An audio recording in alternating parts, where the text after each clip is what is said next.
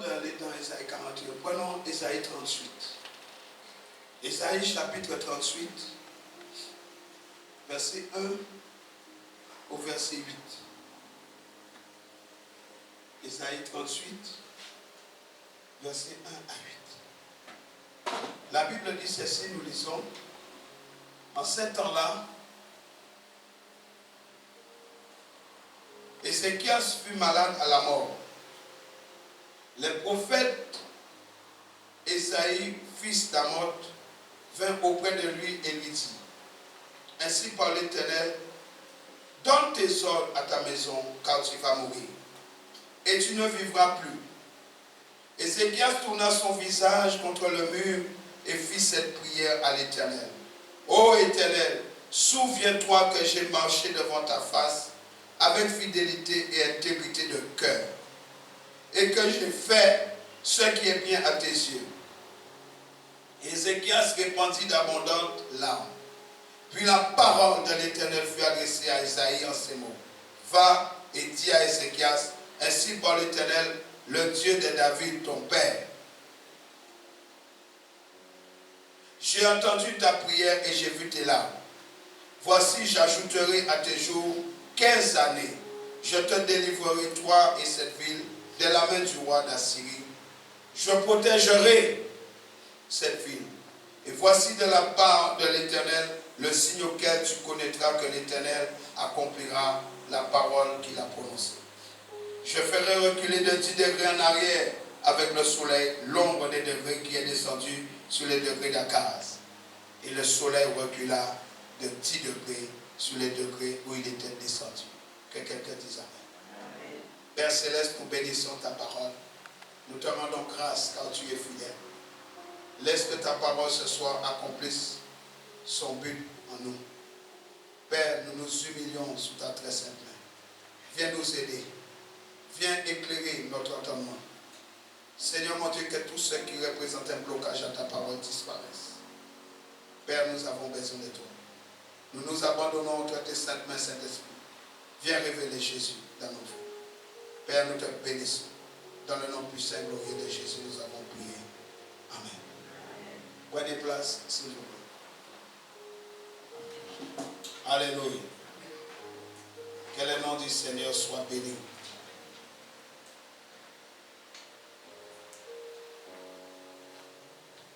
Ce soir, je parle de comprendre la dimension efficace de la prière. C'est pourquoi je te dis, sois attentif. Comprendre la dimension efficace de la prière. Et je vais te montrer pourquoi nous ne prions pas bien. Mais ce soir, lorsque tu vas prier, tu vas voir toi-même les choses bouger. Dis Amen. Tu vas voir les choses bouger parce que toi-même tu vas comprendre ces paroles. 1 Thessaloniciens 5, verset 17 nous dit ceci. 1 Thessaloniciens 5, verset 17 nous dit, priez sans cesse. Luc 18, verset 1.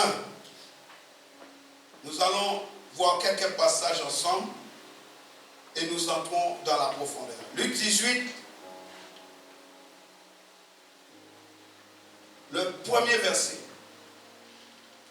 Priez avec insistance pour montrer qu'il est nécessaire de prier constamment sans jamais se décourager. Jésus raconta à ses disciples la parabole suivante. Mais il donna cette parabole pour montrer qu'il faut prier sans jamais se décourager. Alléluia. Le chapitre 21. Le chapitre 21 et le verset 36.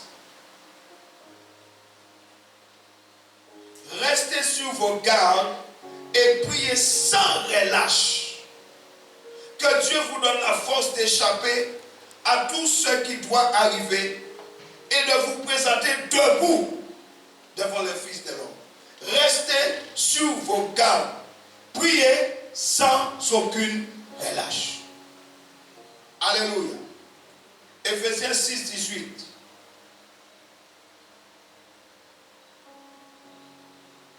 Ephésiens chapitre 6. Le verset 18 nous dit: en toutes circonstances, faites toutes sortes de prières et de requêtes sous la conduite de l'Esprit. Faites-le avec vigilance et constance et intercédez pour tous ceux qui appartiennent à Dieu. Alléluia. 1 Pierre 4, verset 7. 1 Pierre chapitre 4, le verset 7. La fin de toutes choses est proche. Menez donc une vie équilibrée et ne vous laissez pas distraire afin d'être disponible pour prier. Donc nous voyons que la distraction bloque la prière efficace. La Bible dit: nous devons être équilibrés afin de ne pas nous laisser distraire, parce que ça va affecter notre vie de prière. Romains 12, 12 nous dit que nous devons persévérer dans la prière sans relâche. Et maintenant nous en venons à Ésaïe 41, le verset 21. Ésaïe chapitre 41, le verset 21. Suivez-moi s'il vous plaît. La Bible dit: plaidez votre cause, dit l'Éternel. Plaidez votre cause. Et ce que j'aime avec le Seigneur, il dit: produisez vos moyens de défense, dit le roi de Jacob. Qu'il les produise et qu'il nous déclare ce qui doit arriver. Produisez vos moyens de défense. Alléluia. Bien-aimés dans le Seigneur, suivez-moi s'il vous plaît. L'une des dimensions la plus efficace de la prière consiste à prier en esprit. Ephésiens 6 nous dit: prier en esprit. Prier en esprit, c'est l'une des dimensions la plus efficace. L'autre dimension efficace, c'est prier les promesses de Dieu. Ça, c'est la deuxième dimension la plus efficace. Prier les promesses, d'abord prier l'esprit, en esprit, mais prier les promesses de Dieu. Plusieurs d'entre nous, plusieurs croyants, sont en train de tourner en rond.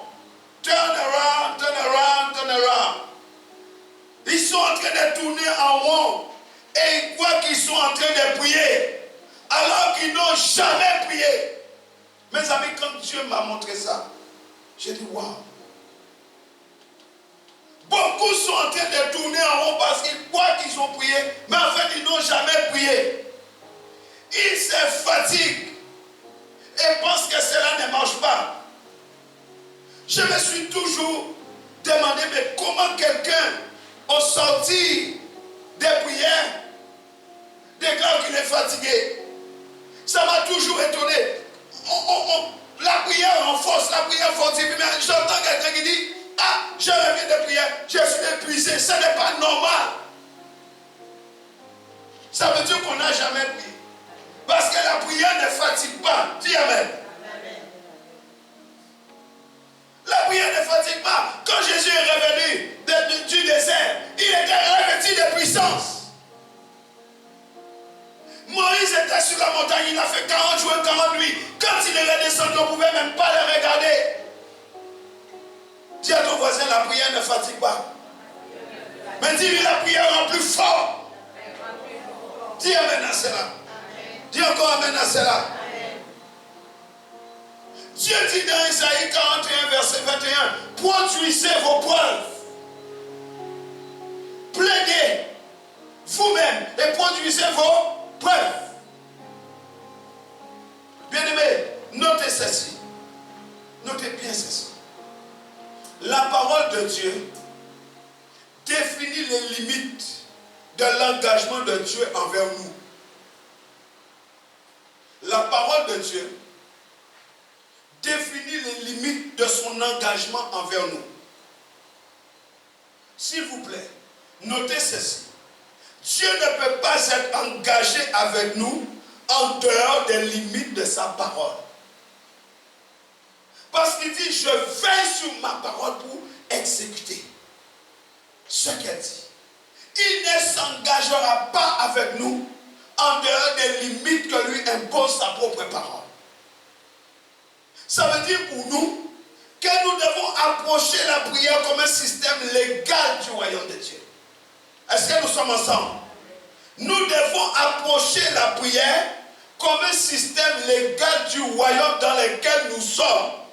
Si j'appartiens à ce royaume et que je prie la prière qui vient du royaume, donc je suis sûr du résultat. Alléluia.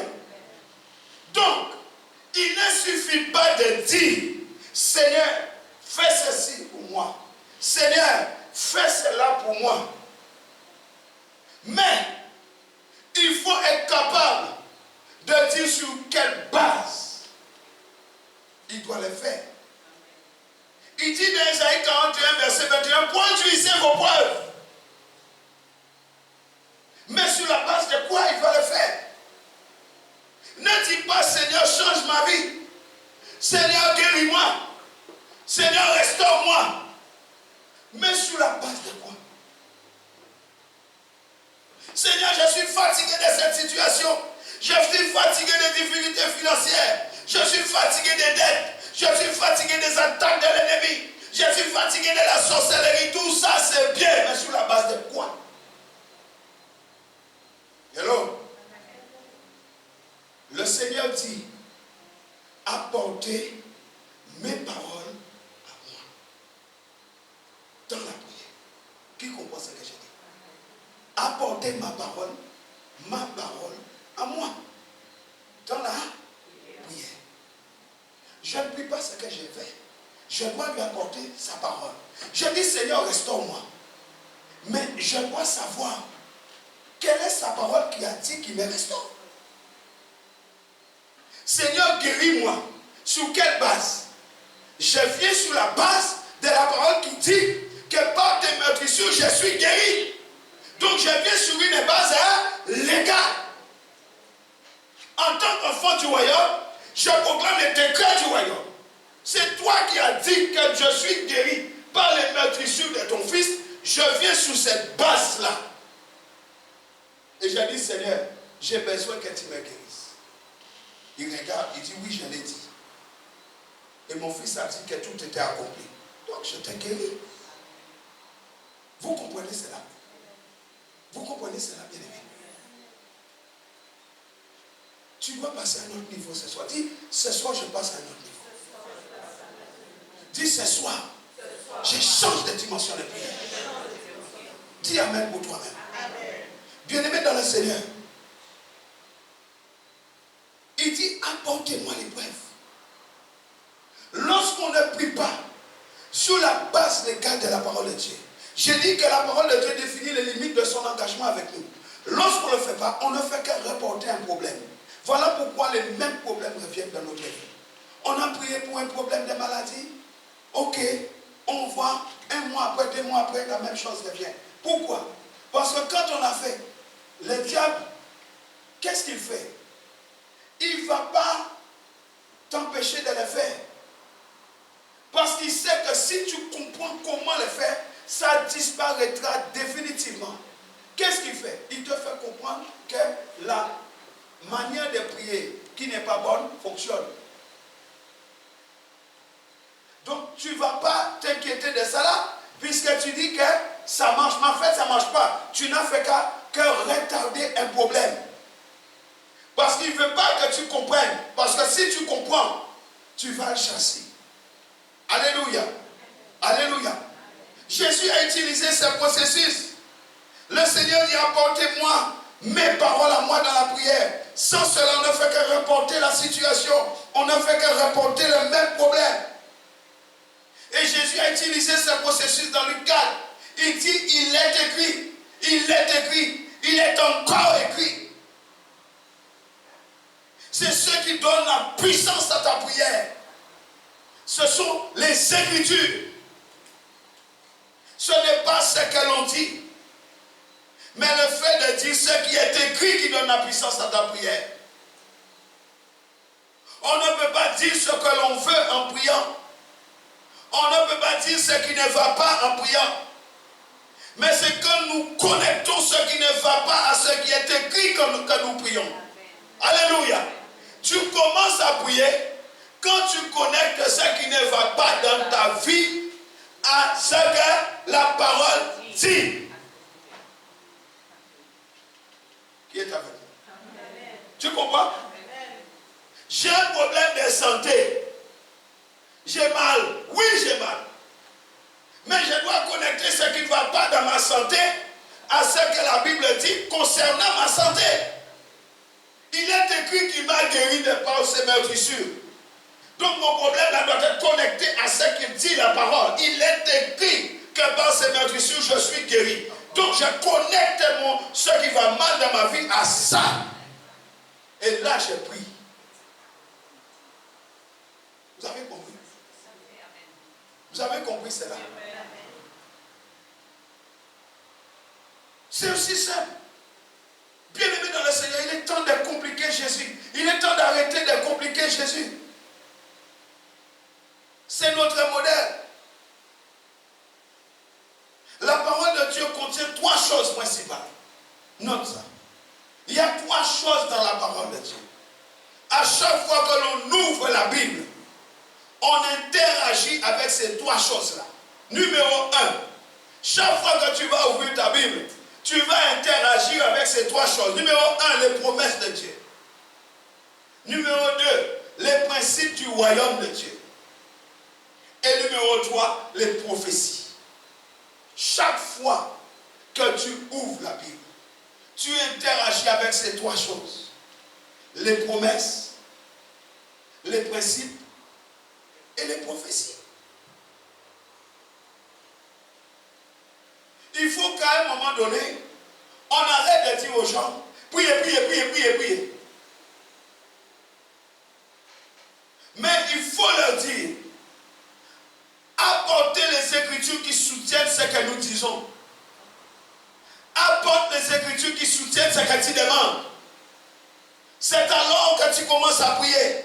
Sinon, c'est une perte de temps. Je suis derrière ma parole. Jérémie, je suis derrière ma parole. Ésaïe 55, 11. Dieu est derrière sa parole. Donc nous prions en apportant les Écritures. Et c'est ce que nous devons dire aux autres. Jésus a dit, ce n'est pas la peine de faire de vaines prières, ça ne sert à rien. Les gens prient, les gens prient, les gens prient, rien ne se passe. Parce que Dieu est derrière sa parole. Ézéchias, nous l'avons lu dans Ésaïe 38, verset 1 à 8. Ésaïe a rappelé à Dieu sa parole. Souviens-toi de moi. Comment j'ai été fidèle dans ta maison. Ézéchias a rappelé à Dieu sa parole. Mais le prophète est venu lui dire, Dieu est venu lui dire, range tes affaires, fais ton testament, distribue à qui de droit ton héritage parce que tu vas mourir. Le prophète n'était pas arrivé au milieu de la cour, que la situation avait changé. Dieu dit au prophète, retourne à Bava, lui dit, j'ai prolongé ses jours. J'ai prolongé de 15 jours sa vie. De 15 ans, pardon, sa vie. Pourquoi? Il a mis devant Dieu sa propre parole. C'est toi qui as dit dans ta parole que si je suis fidèle à ta parole, tu me garderas. Maintenant, tu viens me dire que je vais mourir. Non, non, non, ce n'est pas acceptable. Sur la base de ta parole, prolonge mes jours. Il s'est tourné contre le mur et il a rappelé à Dieu cela. Dieu a dit au prophète, arrête-toi, retourne, dis-lui que je prolonge sa vie. C'est vrai ce qu'il a dit, il a raison. Des fois, Dieu permet certaines choses dans nos vies pour nous pousser à la persévérance. Toutes les situations négatives qui arrivent dans ta vie ne sont pas mauvaises, Mais ce sont des situations négatives pour nous, positives pour Dieu, parce que ces situations nous poussent dans le bon chemin. Parce que si ces situations n'étaient pas venues pour nous arrêter, oh combien, peut-être qu'on ne serait pas là aujourd'hui. Dieu a toujours raison. Alléluia. Alléluia. Amen. Si vous comprenez ces choses, bien-aimés, vous pourrez déloger tout ce qui n'est pas de Dieu dans la prière. Amen. Je vous garantis cela. Si vous comprenez cela ce soir, tout ce qui n'est pas de Dieu, que ce soit dans vos vies, dans vos familles, dans votre environnement, au travail, vous pourrez déloger cela dans le nom de Jésus. Amen. Il y a une puissance dans la prière. Mais nous devons comprendre la dimension efficace. Alléluia. Nous devons trouver ce que Dieu dit. Sinon, nous n'avons jamais prié. Je dois trouver ce qu'il dit. J'ai le pouvoir de choisir la vie. Il met devant moi la vie et la mort. Mais il m'a donné le choix. J'ai choisi la vie. Dis, j'ai choisi la vie. Je choisis la vie. Dis encore, j'ai choisi la vie. Je choisis la vie. Alléluia. Nous devons faire des décrets. Nous sommes les enfants du royaume. Nous devons proclamer les décrets du royaume. Tu n'as pas à avoir peur des sorciers. Les sorciers ont peur de toi. Tu dois être conscient que les démons ont peur de toi. Les démons t'entendent quand tu pries. Mais ils entendent quand tu pries mal. Ils entendent quand tu pries bien. Et quand tu pries bien, ils ont peur, ils s'enfuient. Mais tu dois savoir ces choses. Alléluia. Alléluia. Quand on dit, quand on le dit, quand on dit la parole, quand on proclame les décrets, les démons sont en train de nous écouter. Il y a une base légale de l'application de la parole. Il y a une base légale, bien aimé. C'est ce qui est écrit que nous avons trouvé qui nous bénit. Écris ça. C'est ce que j'ai trouvé dans les Écritures. Il y a une base légale. C'est ce que j'ai trouvé. Ce qui est écrit que j'ai trouvé qui me bénit. Donc je dois les trouver. Alléluia. J'ai trouvé la parole. Je l'ai pratiquée. Je suis béni par cette parole. Aussi simple que ça. Alléluia. Je l'ai trouvé. Je l'ai exécuté. La première dimension pour la prière. Notez ça. La première dimension pour la prière, c'est la compréhension. Je comprends. Je comprends. Alléluia. Dis avec moi, je comprends. Dis encore, je comprends. C'est la première dimension. Il est très important, frères et sœurs, de comprendre les sens et de comprendre aussi comment prier. Jésus a dit, ne perdez pas votre temps dans les vaines paroles. Ça ne sert à rien. La prière qui fonctionne, la prière qui agit, la prière qui est efficace, c'est celle qui est connectée à la parole de Dieu. Nous sommes ensemble. J'ai dit la prière efficace. C'est celle qui est connectée à la parole qui ne faillit jamais. Hébreux 4:12 dit que la parole est efficace. Si je me connecte à la parole, si j'ai pris la parole, je ne peux pas échouer. La parole est efficace. Je réussirai. Ça marchera. Donc je me connecte à ce qui est efficace pour que ma prière devienne efficace. En dehors du ministère de la parole, en dehors du ministère de l'esprit, la prière n'agit pas. On est ensemble. En dehors du ministère de l'esprit et du ministère de la parole, la prière n'agit pas. 1 Corinthiens 2:13. 1 Corinthiens 2:13. Lisons ceci. 1 Corinthiens chapitre 2, le verset 13. Et nous en parlons, non avec les termes qu'enseigne la sagesse humaine, mais avec ceux qu'enseigne l'esprit. Ainsi, nous exposons les réalités spirituelles dans des termes inspirés par l'esprit. Alléluia. c'est l'esprit qui vivifie. La chair ne sert à rien. Jean 6, 63 à 64 dit, c'est l'esprit qui vivifie. La chair ne sert de rien. Les paroles que je vous ai dites sont esprit et vie. Ici, seulement dans ces phrases, les paroles que je vous ai dites sont esprit et vie. Seulement là-dedans, les paroles signifient rhéma. Esprit et vie. Les mots vie signifient zoé. Donc quand on remplace parole par rhéma, on a le rhéma que je vous ai donné est esprit et zoé.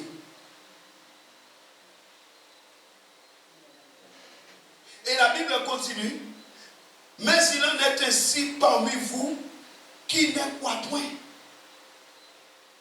Car Jésus savait dès le commencement qui étaient ceux qui ne croyaient point et qui était celui qui le livrerait. Il le savait. Jésus dit, les paroles que je vous ai dites sont esprit et vie. Le rhéma que je vous ai donné. Et il ajoute, il en est quelques-uns qui ne croient pas. Le rhéma, c'est la parole prononcée. C'est la parole dite.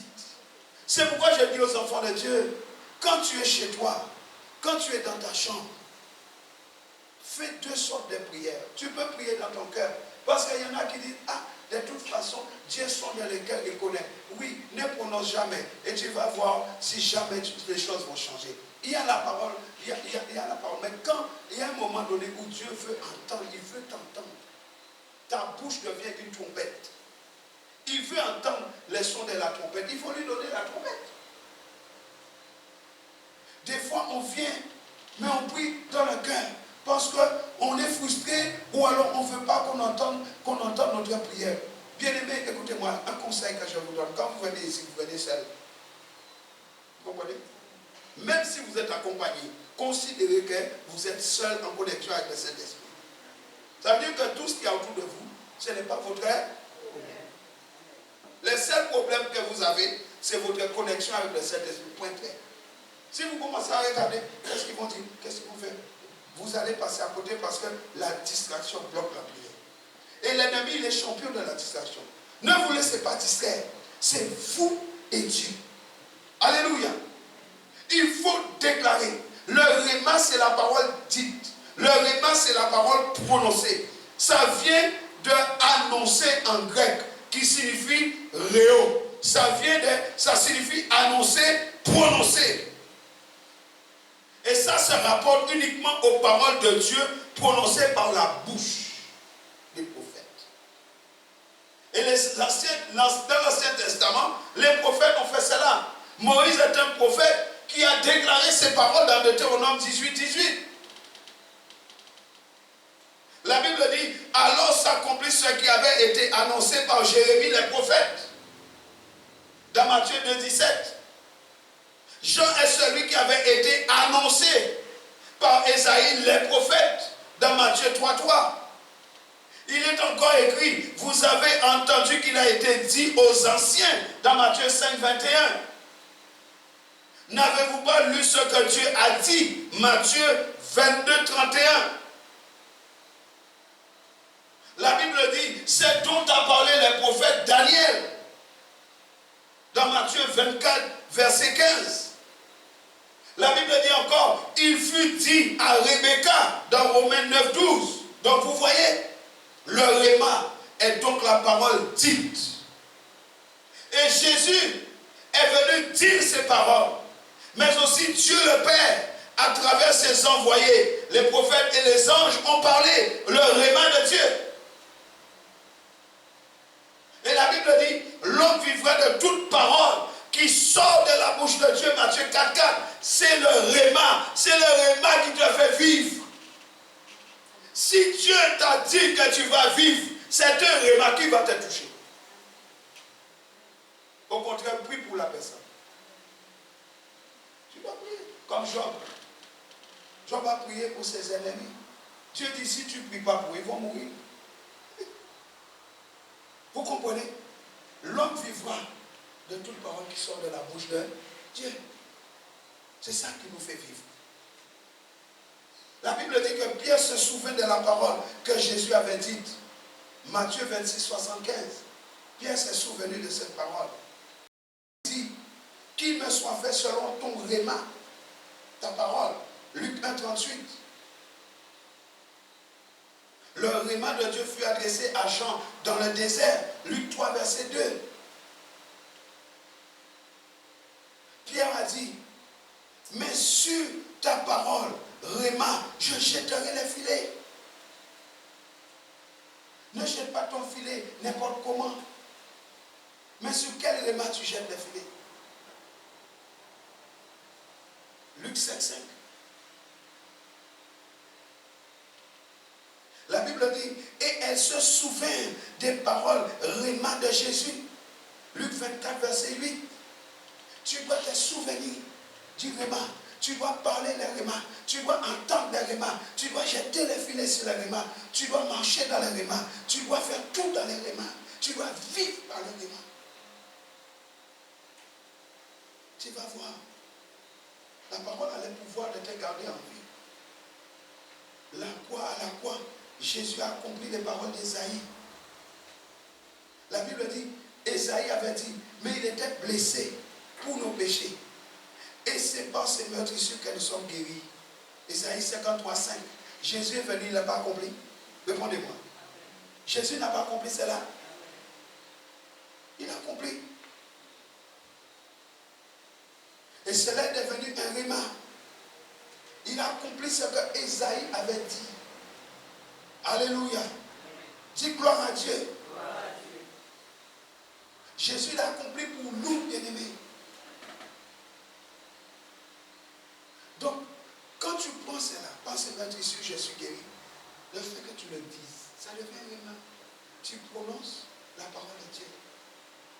Ta bouche devient le ciment pour proclamer le réma. Il en est de même pour Ésaïe 61, verset 1. L'Esprit du Seigneur est sur moi pour porter des bonnes nouvelles. Il dit, en ce jour, son fardeau sera ôté de dessus ton épaule et son joug de dessus ton cou. Ésaïe 10, 27. Quand vous connaissez cela, personne ne peut vous mettre des fardeaux inutiles. Personne, je le dis, personne. Le problème que nous avons, c'est un manque de connaissance. C'est un manque de compréhension. Nous prions, il y a longtemps que j'ai arrêté ça. Je me fatigue plus, je dis. Comprends seulement. Ça va changer toute ta vie. Alléluia. Jésus a accompli cela à la croix. C'est pourquoi nous pouvons venir sous le joug de Jésus. La Bible dit, le tyran n'est plus. L'oppression a cessé. L'Éternel a brisé le bâton des méchants. Il a brisé la verge des dominateurs. Ésaïe 14, versets 4 à 5. La verge des dominateurs a été enlevée, détruite. Le tyran n'est plus. L'oppression a cessé. Vous ne pouvez pas avoir l'oppression dans votre vie. Je regarde les enfants de Dieu. Ah, je suis oppressé. Je suis oppressé.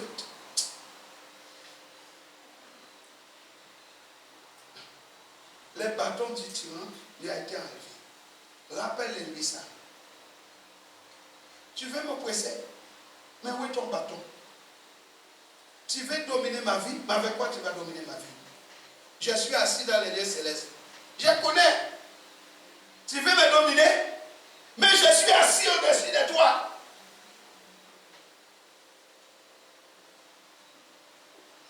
Hello?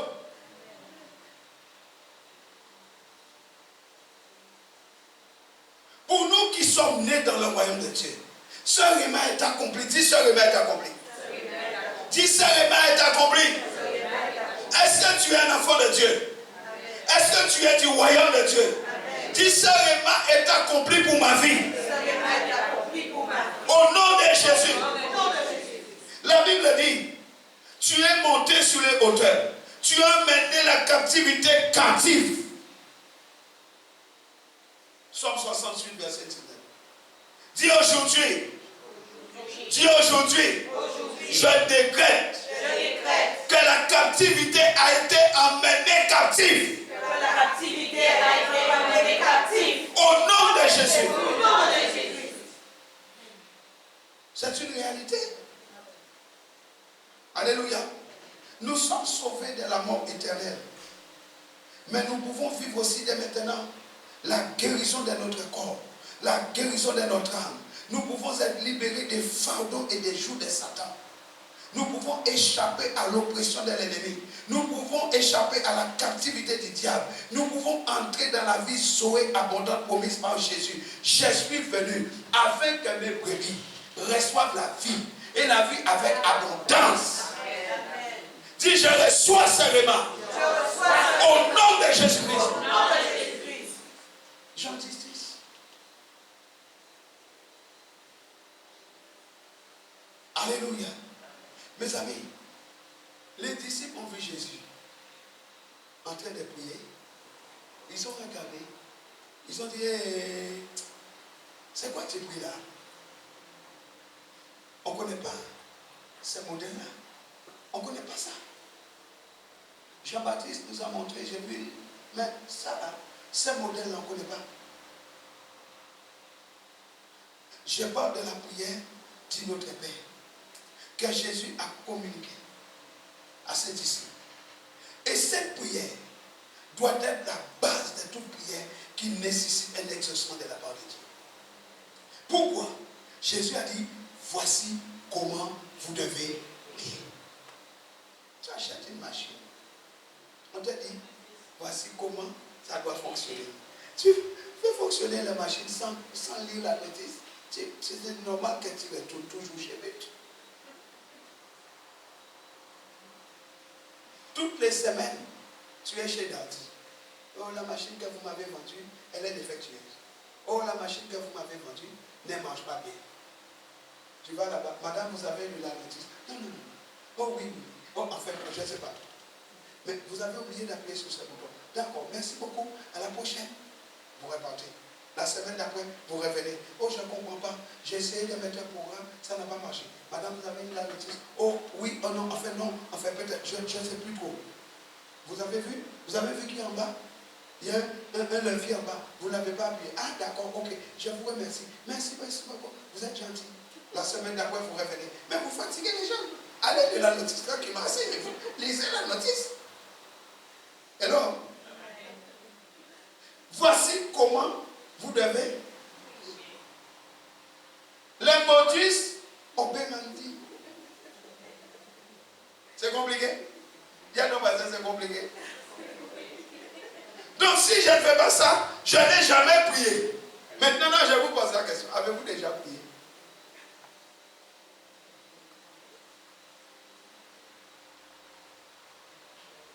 Avez-vous déjà prié? Voici comment vous devez prier. Et ce modèle traite de la relation entre nous, en tant qu'enfants de Dieu, et les pères. C'est une relation.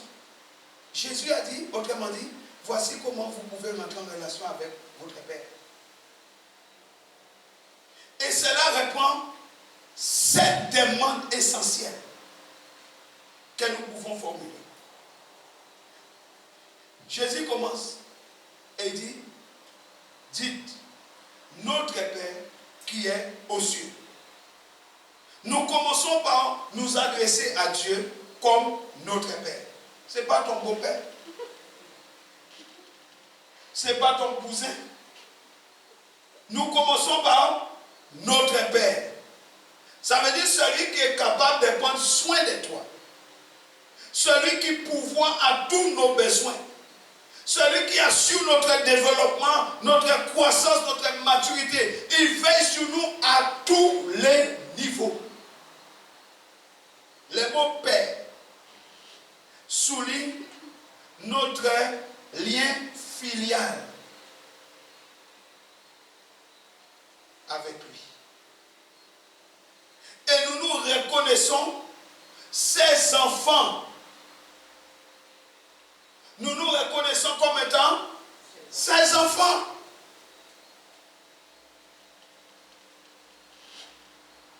Alléluia.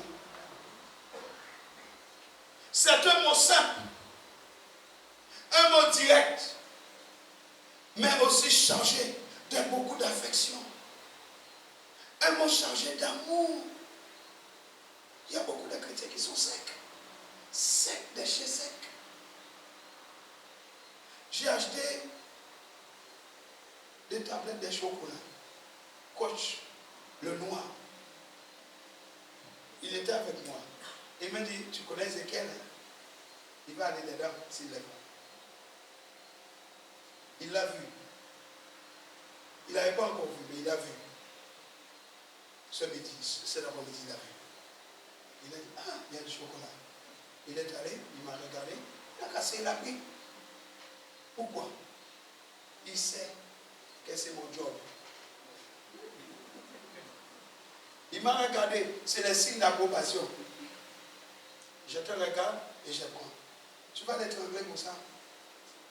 Tu vas dire, ah non, c'est mon chocolat, ne touche pas mon chocolat. Non, tu es mon père. Donc, ce qui est à toi est aussi à moi. Je me sers.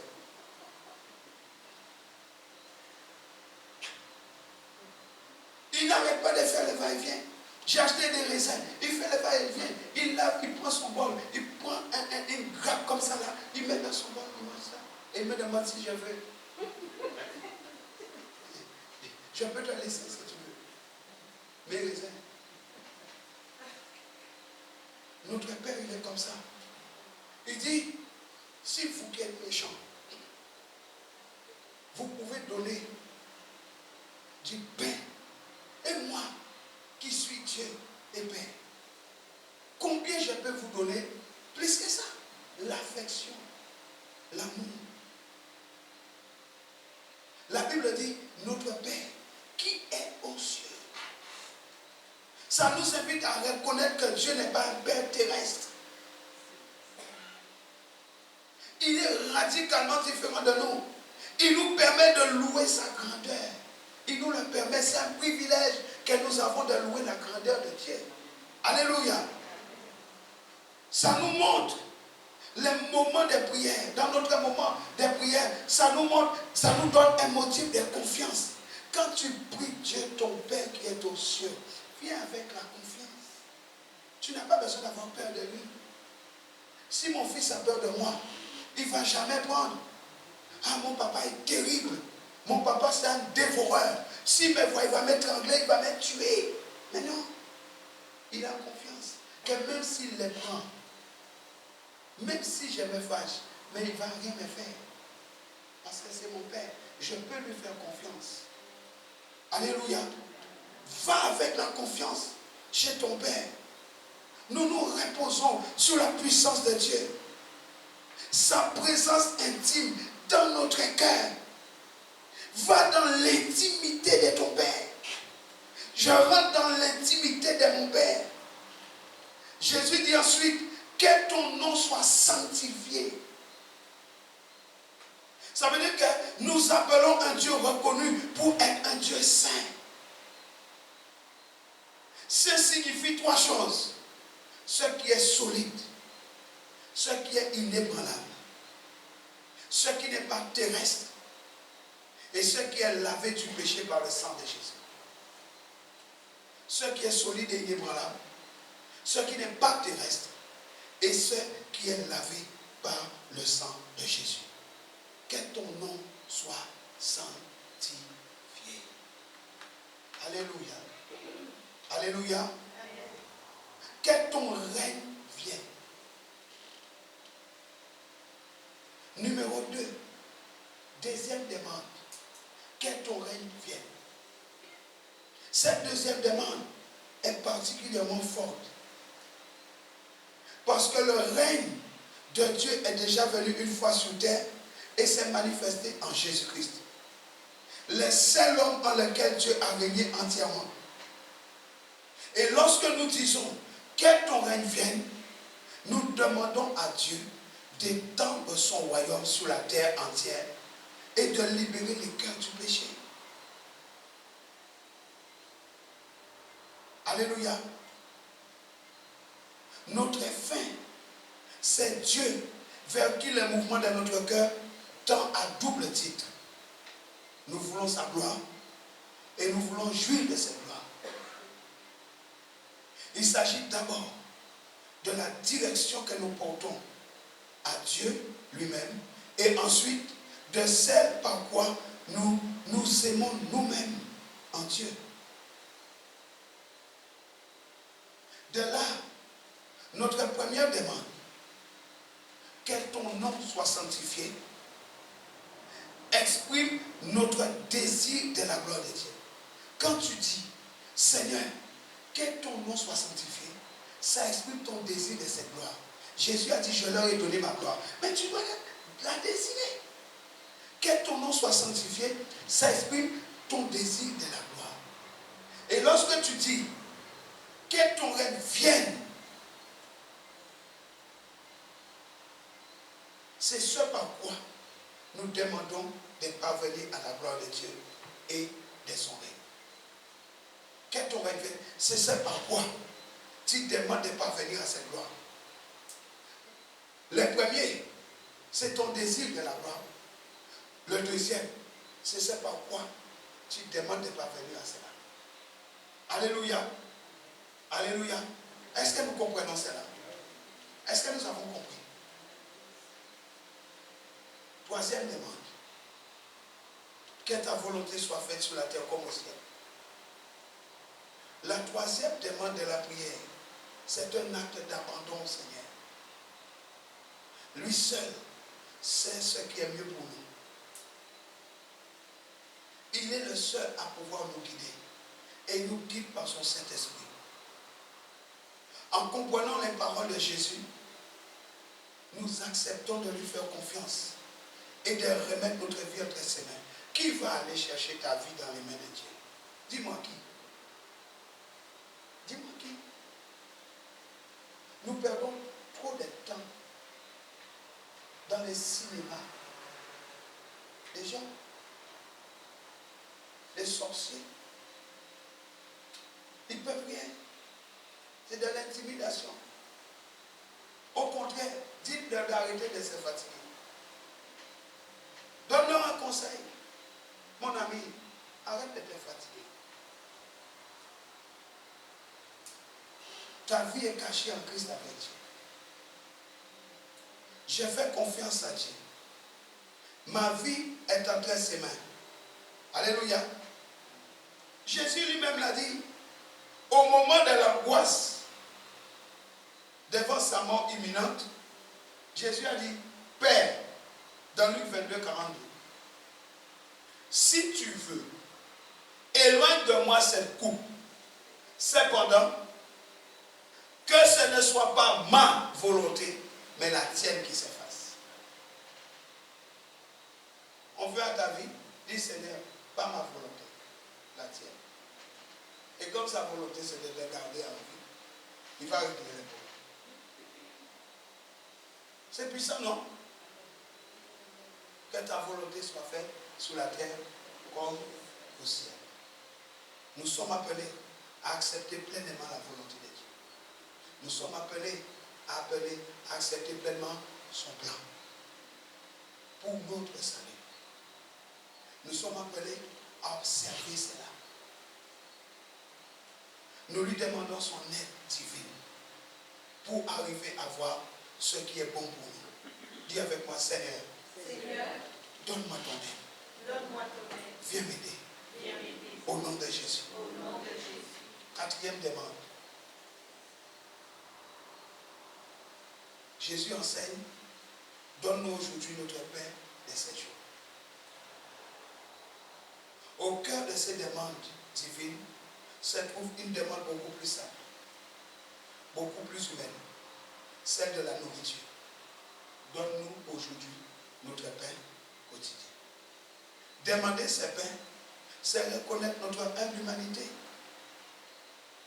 Après avoir loué un Dieu puissant et céleste, nous demandons au Seigneur les pains nécessaires à notre vie. Jean 10.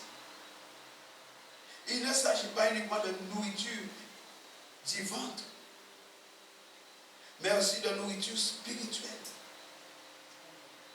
de nourriture de l'âme, de l'esprit. Nous vivons également du pain de la parole. Jésus, c'est lui le pain vivant descendu du ciel. Jean 6, 51. Et le pain a une valeur très symbolique tout le long de la Bible, de l'Évangile. Le pain a une valeur très symbolique. De l'Ancien Testament jusqu'à la Sainte Seine, les pains représentent le don de Dieu à l'homme. Les pains représentent les dons de Dieu à toi. Alléluia. Alléluia. C'est un don. Cela t'a été déjà donné.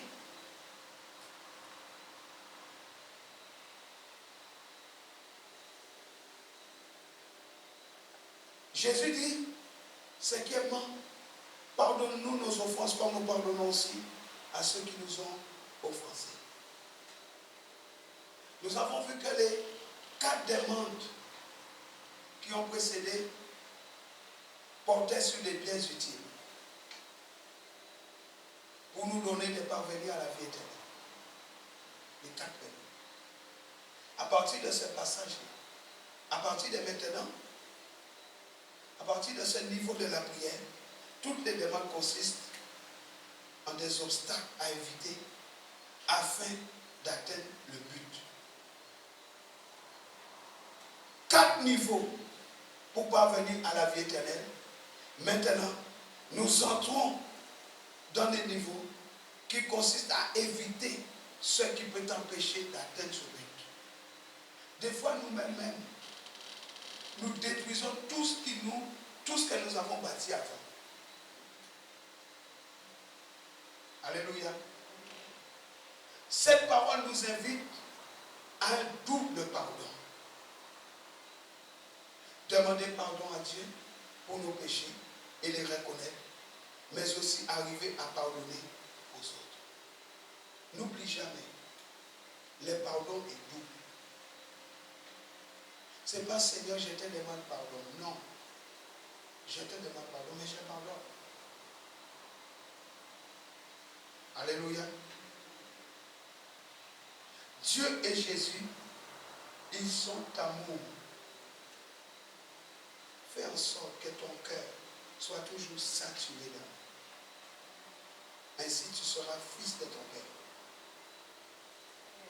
Sans pardon, note bien ça, sans pardon, il n'y a pas d'amour.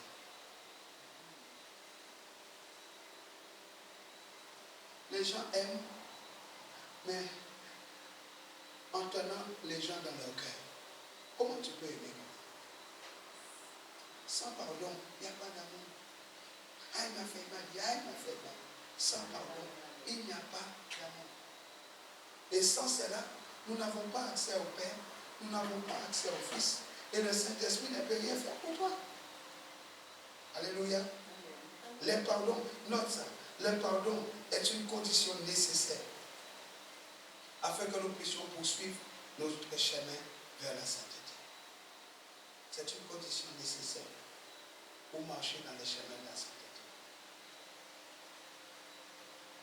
Et le manque de pardon, c'est le premier obstacle qui nous éloigne de la sainteté. Quelqu'un qui ne pardonne pas, il est loin. Il peut gêner ainsi.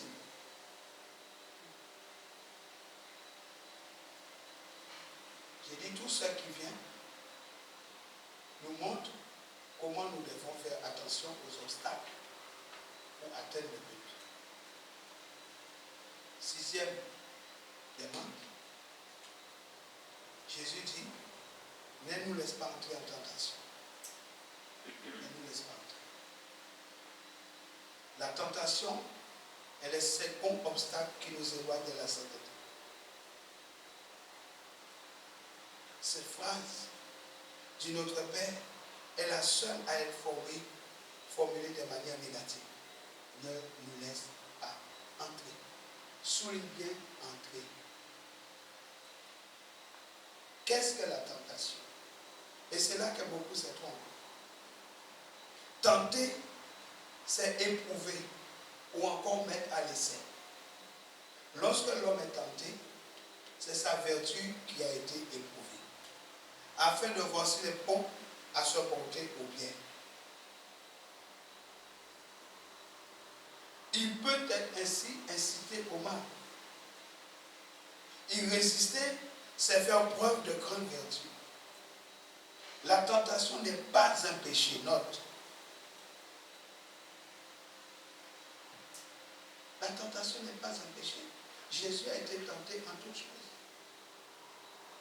Le péché est d'y consentir et d'y succomber. Jésus lui-même a été tenté de nombreuses fois. Et nous voyons ces tentations dans le désert.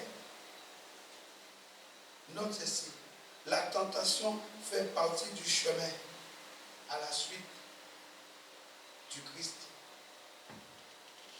Ça fait partie du chemin. Il faut lutter afin de garder notre vertu. Mais la tentation fait partie du chemin. Tu restes chez toi caché, tu vis perdu dans les trous des cavernes. Et tu dis, ah, et même les sauterelles vont te chercher dans les trous. Même les sauterelles vont venir te tenter dans les trous. Parce que la tentation va t'aider à te développer, tes vertus.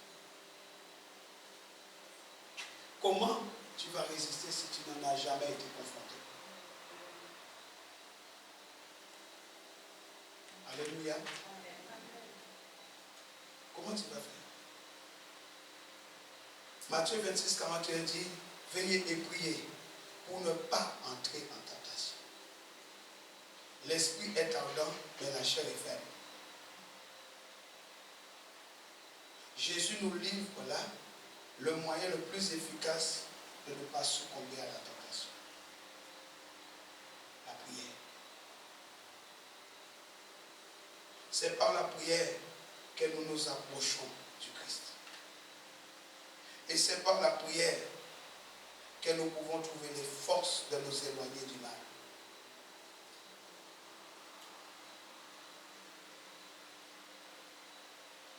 Dis-moi quelqu'un qui fait le mal, je te dirai si c'est une personne qui prie. Dis-moi quelqu'un qui parle toujours le mal de quelqu'un, je te dirai si c'est quelqu'un qui prie, qui a une discipline de prière. Ce n'est pas possible. Si tu es dans la prière, tu ne peux pas dire du mal des gens. Alléluia. Alléluia. La tentation nous pousse à lutter. Et paradoxalement, ça nous rapproche de Dieu. En nous rendant la prière indispensable. Et en nous faisant vivre les mêmes épreuves que celles de Jésus. Ça veut dire que plus tu es tenté, plus tu vas prier. Ça te rapproche de Dieu.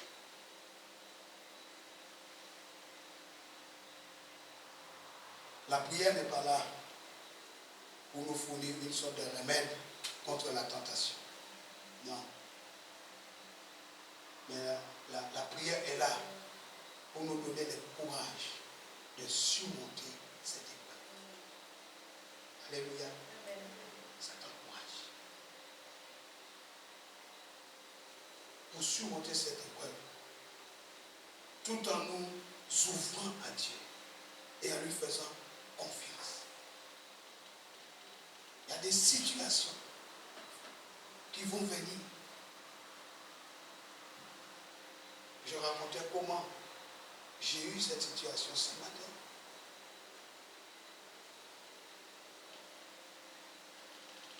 Mais vous devez tilter dans votre esprit. Vous devez lui faire confiance. Parce que de la même manière que Dieu envoie les envoyés, de la même manière que les diables envoient, de la même manière, 7. Jésus enseigne, mais délivre-nous du mal. La dernière demande du Notre Père n'est pas par hasard. Ça constitue le point d'orgue de cette belle prière. C'est un dernier. Délivre-nous du mal. C'est demander la délivrance de tout ce qui nous éloigne de Dieu. C'est résumer toute la difficulté et l'essence du combat spirituel en une seule phrase. Dieu est le seul qui a le pouvoir de nous libérer du mal. Galates 5, verset 1. C'est pour la liberté que Christ nous a affranchis. Qui nous a affranchis? C'est Christ. Dieu a le pouvoir de nous libérer du mal. C'est pourquoi je dis, si toi tu le veux, aucun démon ne peut t'en empêcher. C'est parce qu'il y a des choses que les gens ne comprennent pas. Tu vois, tout le temps, la même délivrance, les mêmes personnes, délivrance. Comprends simplement comment ça marche. Si toi tu veux être délivré, aucun démon ne peut t'en empêcher. L'homme de Gadara, il avait combien de démons? Combien? Plus de 6 000 démons. Mais la Bible dit qu'il est allé rencontrer Jésus. Il est allé rencontrer Jésus. Pourquoi les 6 000 démons ne pouvaient pas l'en empêcher? Parce qu'ils ne peuvent pas. Ils ne peuvent pas. Ils peuvent venir essayer de te manipuler, essayer de te contrôler. Mais les jours où tu prends la décision, ils sont faibles. C'est nous qui renforçons les démons. Les jours que tu prends la décision que tout démon doit arrêter, ils doivent arrêter. Pourquoi? En tant qu'enfant du royaume, tu es reconnu pour qui tu es. Tu n'es pas devenu enfant de Dieu comme ça. Tu as reçu le pouvoir de devenir enfant de Dieu. Enfant de Dieu, c'est un pouvoir. Ça veut dire que lorsque tu es né, nouvelle naissance, tu as reçu aussi les pouvoirs, les privilèges de la nouvelle naissance. On aura le temps, par la grâce de Dieu, de partager d'enseigner sur le privilège de la nouvelle naissance. Vous ne savez pas ce que c'est. En tant qu'enfant de Dieu, nous avons reçu des privilèges. Je ne suis pas né comme ça. En venant dans le ventre de ma mère, j'ai été déposé simplement. Alléluia. J'ai été déposé. Les facteurs m'ont déposé dans le sein de ma mère. Mais j'appartiens à Dieu parce qu'il avait un plan pour moi. Je suis devenu enfant de Dieu. Pas pour le bon plaisir de quelqu'un, mais parce que j'ai reçu ce pouvoir. Nous avons été choisis pour collaborer avec Dieu. J'ai les privilèges donnés par Dieu. Alléluia. Que Dieu soit loué.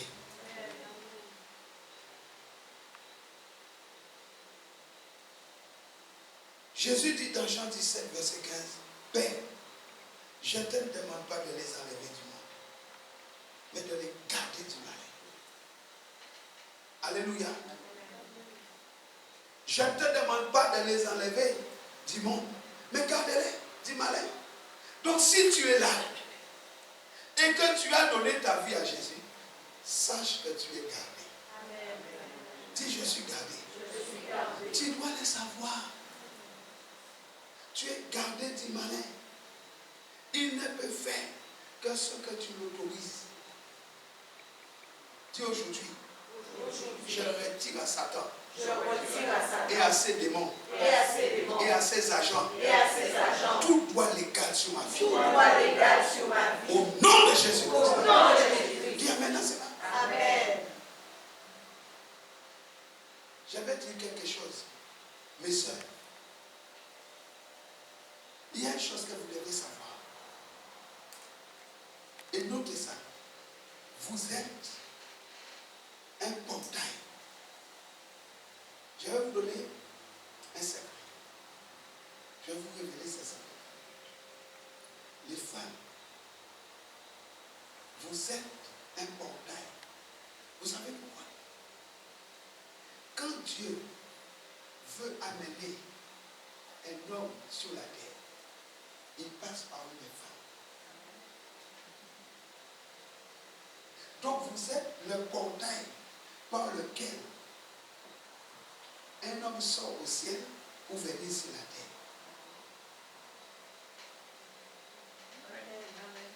Nous sommes ensemble. Amen. Arrêtez de vous, tu connais, minimiser. Arrêtez de mal vous considérer. Vous êtes tellement précieuse pour Dieu. Il a choisi la femme pour amener un homme sur la terre. Vous les portez et vous gonflez. Vous gonflez pendant 9 mois. Et après vous libérez ce qui n'est pas à vous. Dieu utilise en point de votre corps. Après vous libérez. Vous mettez au monde. Mais ça vient où? D'en haut. Et vous fabriquez des hommes de destinée. Homme grand H. C'est par vous que les hommes de destinée arrivent au monde. J'aurais aimé que mes parents soient là aujourd'hui. Mais quand je suis venu au monde, beaucoup de choses se sont passées.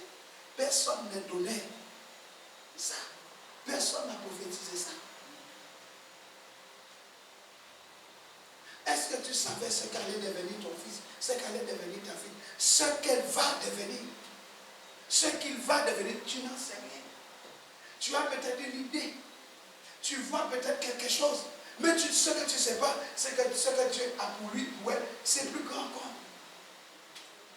Mais c'est passé par où? Par le portail. Et le diable, il a compris. Qu'est-ce qu'il fait? Il permet que des démons arrivent par ce même portail.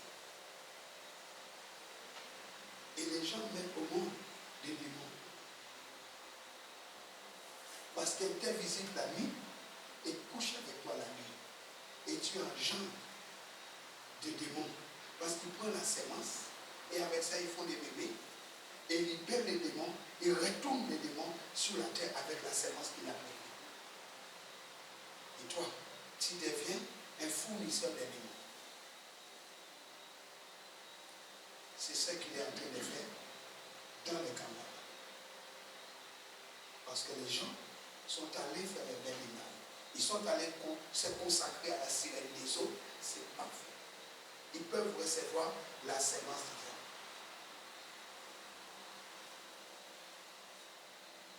Dites la compréhension.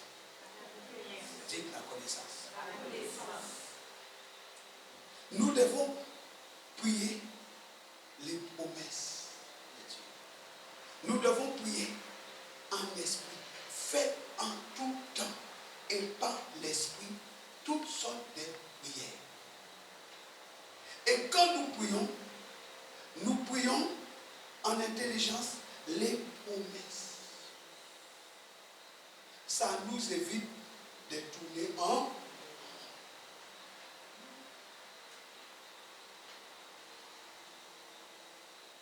Parce que nous avons fait beaucoup de choses et nous n'avons pas prié.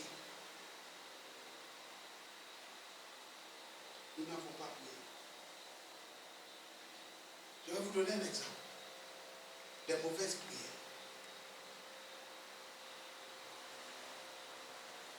Jésus dit, je serai avec vous jusqu'à la fin du monde. Oui, oui. Est-ce que c'est écrit? Et qu'est-ce que nous faisons? Nous prions. Jésus vient. Jésus vient dans ma vie. Jésus vient. Nous prions. Jésus vient dans ma vie. Jésus vient. Il dit quoi? Emmanuel.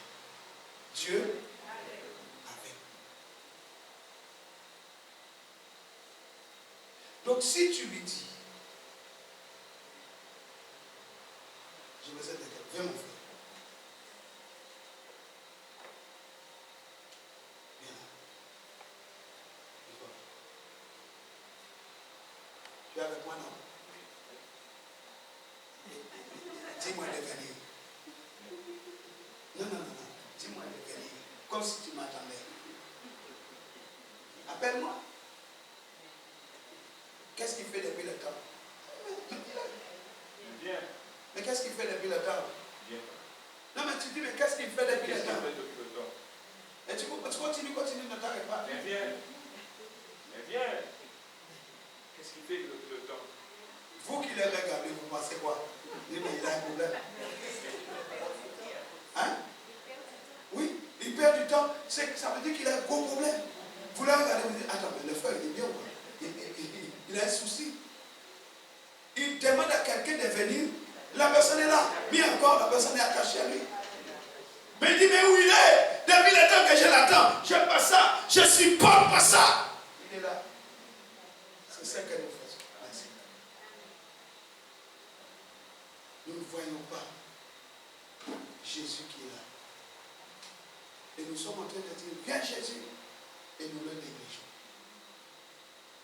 Viens cet esprit, il est où? Il est?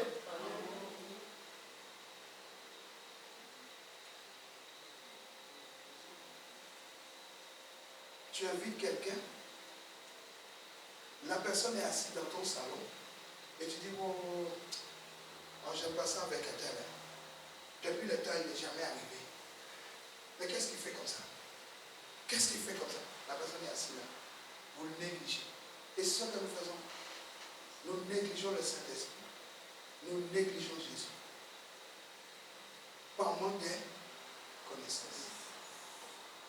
Deuxième exemple. Jésus a dit à ses disciples, ne quittez pas Jérusalem. Restez dans la chambre haute jusqu'à ce que mon Père a promis qu'il vienne. Il est venu, oui. Hein? Qu'a dit Jésus? Hein? Restez dans la chambre haute jusqu'à ce que mon Père a promis vienne. Il a dit jusqu'à ce que. Jusqu'à ce que ça veut dire quoi? Je dis, attends-moi ici jusqu'à ce que je vienne et nous partirons ensemble. Je suis venu, toi tu restes là. Je t'ai dit, attends-moi là jusqu'à ce que je vienne.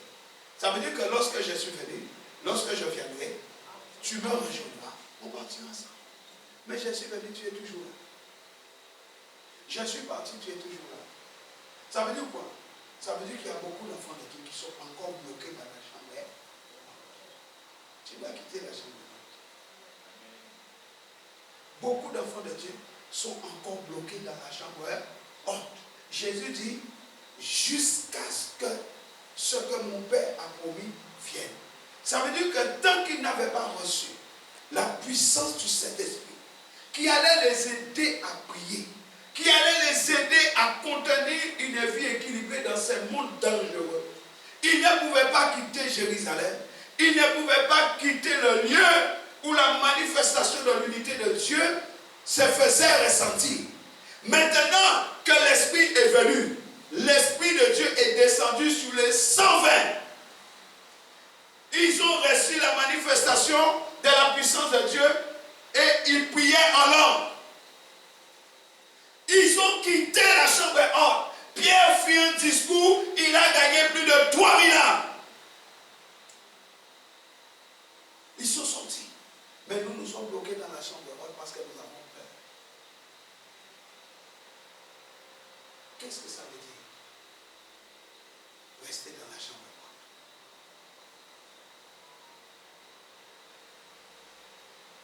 Oh, moi je ne veux pas avoir de problème. Moi je ne sors pas. Moi je ceci. Moi je cela. Moi je reste à la maison. Je prie. Tu es dans la chambre haute. Mais tu fais quoi? Il m'a oué pour libérer les captifs.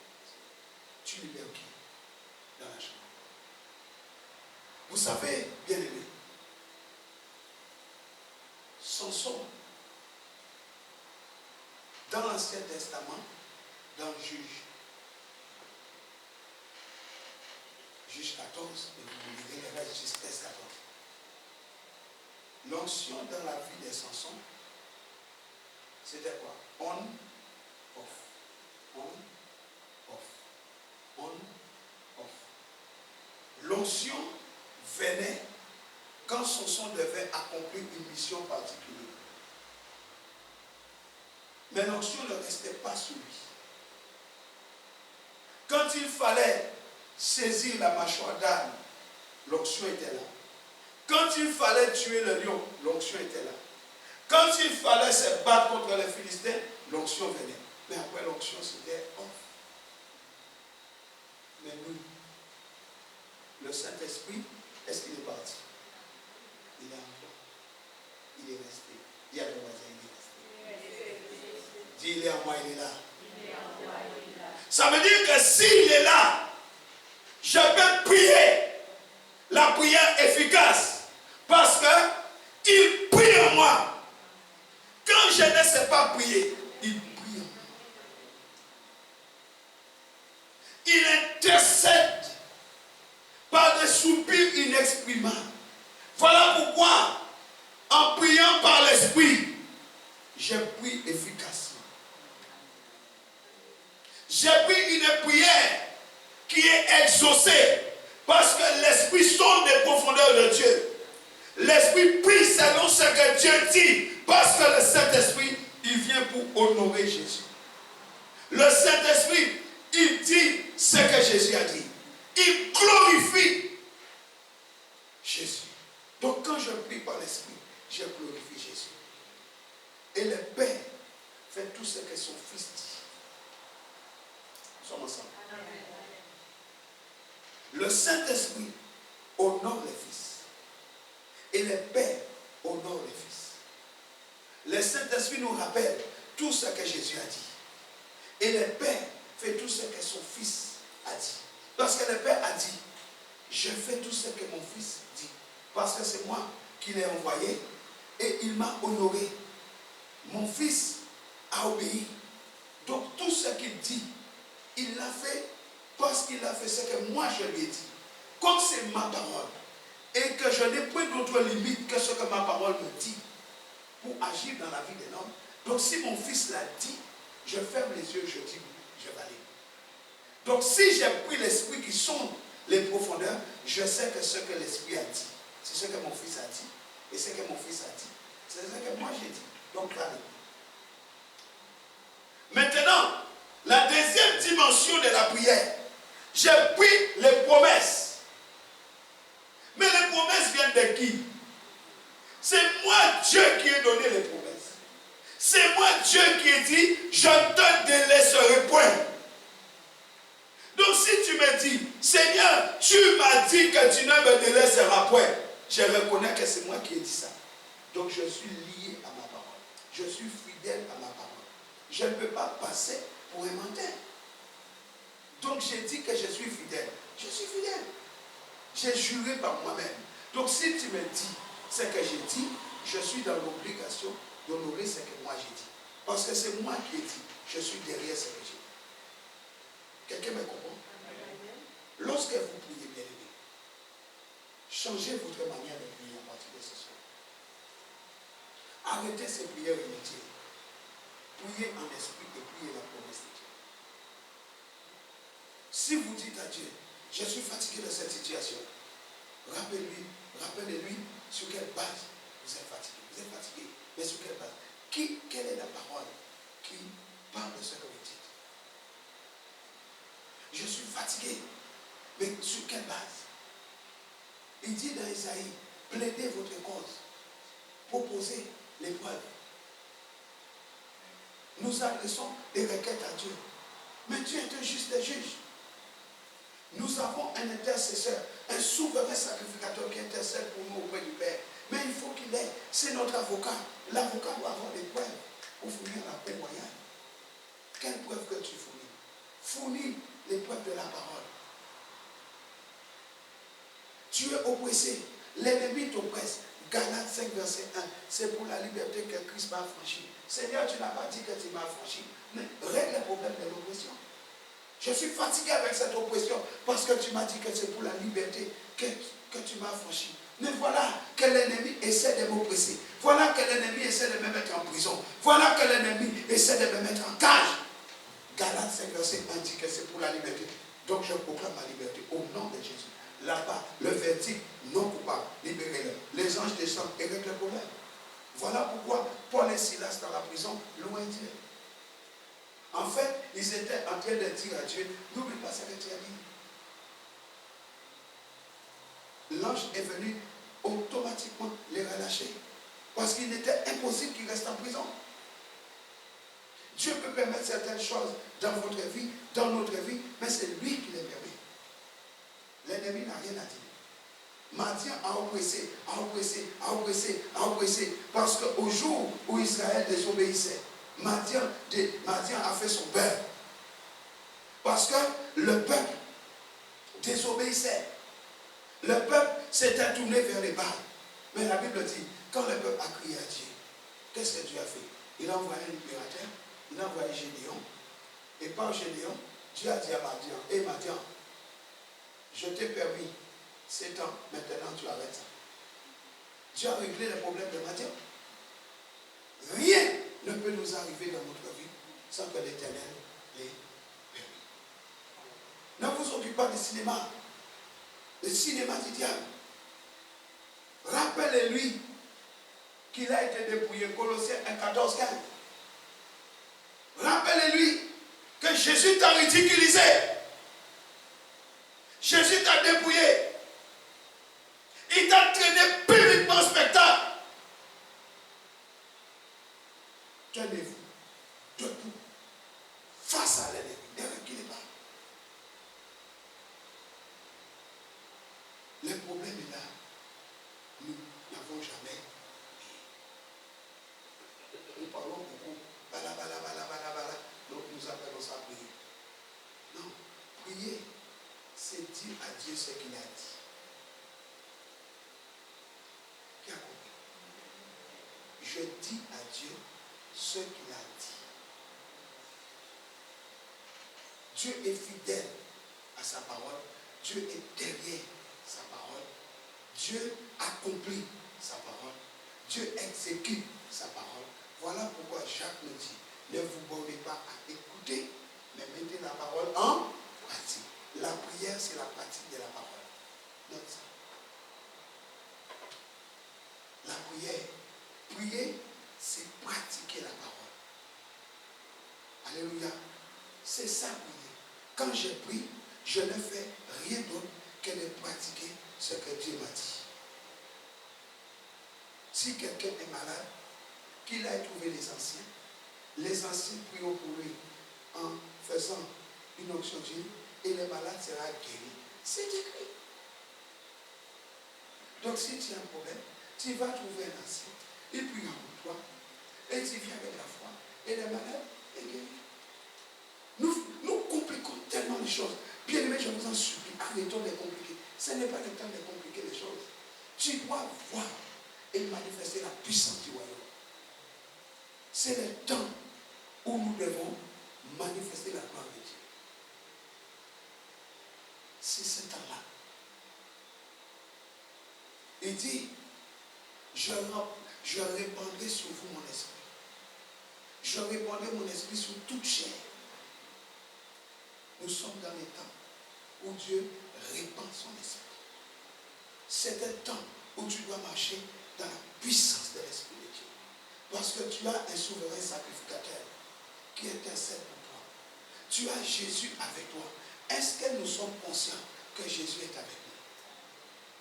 Si Jésus est avec toi, qui sera contre toi? Le monde, il a vaincu le monde. Comment? Même la foi. Dis avec moi, Jésus a vaincu le monde. Jésus a vaincu le monde. Il m'a laissé dans le monde, mais dans un monde vaincu. Dis, il m'a laissé dans un monde vaincu. Il m'a laissé dans un monde vaincu. Et qu'est-ce qui a vaincu le monde? Ma foi. Dis, ma foi a vaincu. Ma foi a vaincu. Alléluia. Vous ne savez pas la puissance que vous avez. Nous sommes terribles. N'ignore pas la puissance que tu as.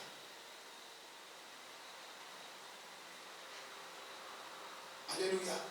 Comprendre la puissance de la prière. Comprendre la prière efficace. Des choses. Prier en esprit et prier les promesses. À partir d'aujourd'hui, prie en esprit et prie les promesses. Arrête de palabrer. Arrête de parler tes paroles. Arrête de prier tes souffrances. Prie la parole. Tu pries 1 heure en esprit et après tu prends les promesses, tu déclares les promesses comme des décrets dans ta vie. Je décrète. Mais tu as prié 1 heure en esprit. Sharaba Santa Kariaba Santa Gedewa. Malakalaba Shaka. Shikaraba Santa Labasa. Reba Santo Robo Santa. Il est baisé de prière. Quand tu as fini, tu décrètes. Tu regardes dans la Bible. Il est écrit. Et tu le dis. Il est écrit. Mais ça devient un rima dans ta bouche. La parole est près de toi. La parole est dans ton cœur, dans ta bouche. C'est la parole de foi que nous confessons. Et ce que tu dis, tu le vivras. Parce que celui qui est en toi, il est plus grand que celui qui est dans le monde. Mais Dieu est fidèle, il est attaché à sa parole. Dieu s'est donné comme limite sa parole. Donc si tu déclares cette parole, regarde le Luc 12. Car la parole de Dieu, elle est vivante. C'est l'esprit qui vivifie. La parole, elle est vivante. Elle est comment? Efficace. Ça n'échoue jamais. Elle est plus tranchante qu'une épée. La parole, c'est l'épée de l'esprit. Apprends à manier l'épée. Apprends à manier l'épée. Apprends à manier l'épée. Ça commence par comprendre. Si vous ne comprenez pas, vous ferez n'importe quoi. Je vous ai dit, celui qui a l'information, il a aussi le pouvoir. Voilà pourquoi, lorsqu'on retient certaines informations, on manipule les gens. Vous comprenez ce que j'ai dit? On retient l'information pour manipuler les gens. Parce que celui qui a l'information, il a aussi le pouvoir. Mais c'est ça que font les politiques. C'est ça qu'ils font tous. Ils retiennent l'information. J'ai une information, je ne te donne pas. Comme ça, tu es obligé de venir à mes pieds. Mais dis, je ne m'agenouille devant personne. Dis-le. Je ne m'agenouille devant personne. Dis, je ne m'agenouille pas devant les Boubanetza.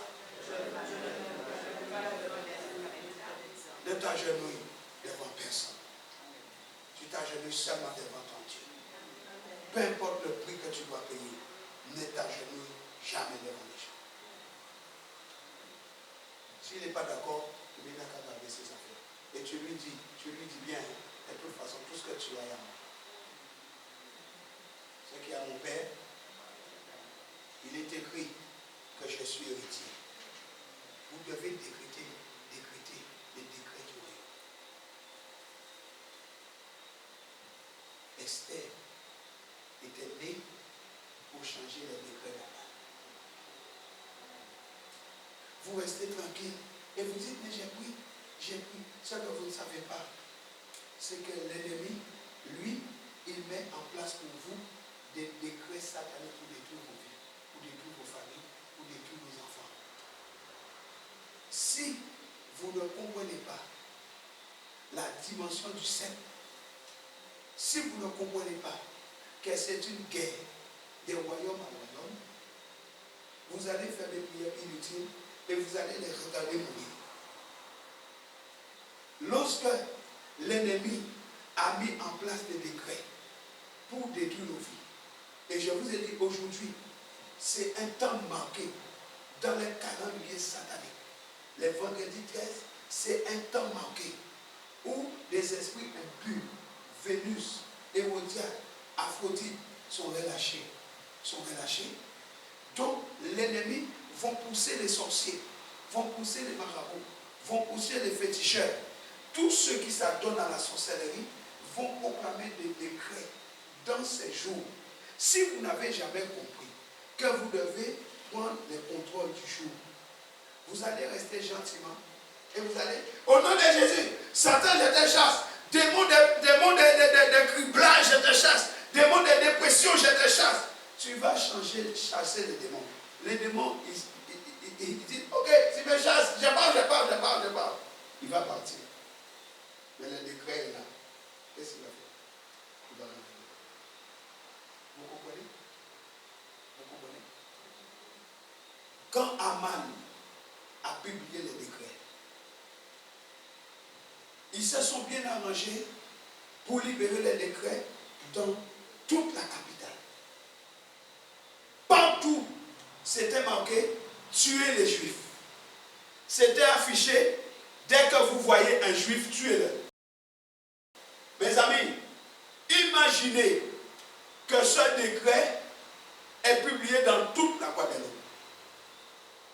Maintenant, un autre décret est sorti disant ne touchez pas aux Juifs. On est d'accord? Le décret sort sur toute la Guadeloupe, tuer tous les Juifs. Je vais aller au plus simple. L'ennemi sort un décret qui dit de tuer tous les membres de ta famille. Dans toute la Guadeloupe, ce décret est sorti. C'est affiché. Dès que tu envoies un, on coupe la tête. Maintenant, on se rend compte qu'il y a une erreur. On sort un autre décret. Ne touchez pas cette famille. On affiche à Moule. On affiche à Gossier. On affiche à Sainte-Anne. On affiche à Saint-François. En Bertrand, petit canal pour lui. On a oublié d'afficher à Pointe-à-Pitre. On a oublié d'afficher à Trois-Rivières, à Cap-Esther. Les amis, tes parents qui vivent à Cap-Esther, à son avis, qu'est-ce qui va se passer? On va les tuer. Pourquoi? Le décret de non-application n'est pas arrivé. L'ennemi va vite fait de tuer tous ceux qui sont à Cap-Esther avant que le décret qui a changé les décrets sataniques arrive. Voilà pourquoi il ne faut rien laisser au hasard. Ce que je suis en train de vous dire, c'est un décret qui annule un autre décret.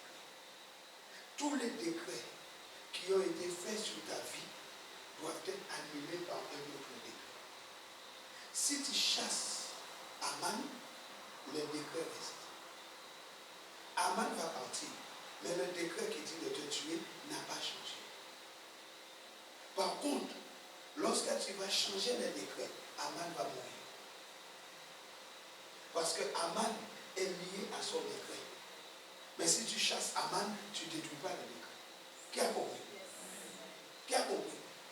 On va s'élever. Acclamons le Seigneur.